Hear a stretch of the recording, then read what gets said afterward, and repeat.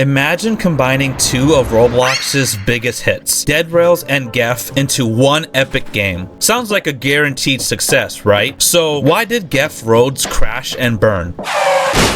Let's find out. Dead Rails is a popular Roblox game where you ride a train through the wild, post-apocalyptic West. Sounds familiar, right? Kinda like a Dusty Trip, but with way more chaos. From mutants and werewolves to vampires and bandits, dangers lurk at every mile. It had lore and all the ingredients for its success. Then there's GEF, where players build bases with just a hammer to survive against giant evil faces that roam the city, or town, depending on who you ask. Thankfully, you got bats and shotguns to fight back. But what really made GEF blow up was the freedom to build whatever you wanted. The creativity off the charts.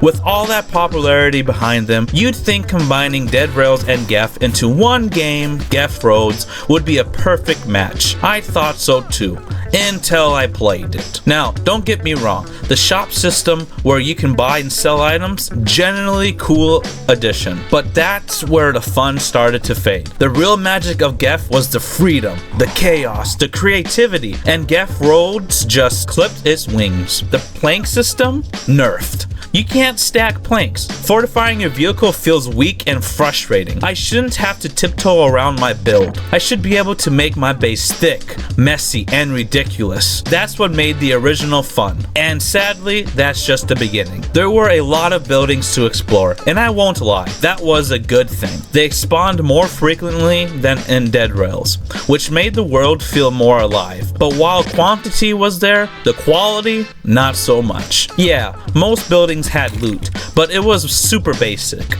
Like, stop the car and risk my life for a flashlight basic. Half the time I'd walk in, look around and think that's it. It just wasn't worth the effort. Take the warehouse for example. Big space, looks cool, but barely anything inside except a few gaps standing around like mannequins. I still don't know what their purpose is. Decoration? Target practice? Meanwhile, the tower actually gives you something useful, something worth the climb. That's how it should be. If you're gonna make exploration a core part of the game, then reward it. Give us rare loot, anything that makes the risk exciting. And believe me, we aren't even done yet. The combat system is the same and good as it always was with GEF. It didn't feel overwhelming, and with a shotgun, it's actually quite easy. However, the problem I have with it in this game is that it's useless. Why sit there like a duck in your vehicle when you can keep on driving? The car is much faster than Smilers, leaving them in the dust before they even have a chance of chewing on your cheeks. I mean, that's what I did for the whole game. Stock up on gas and just drive. No need to worry about dying, which makes the game feel too easy. What's worse is that there isn't even any lore or ending,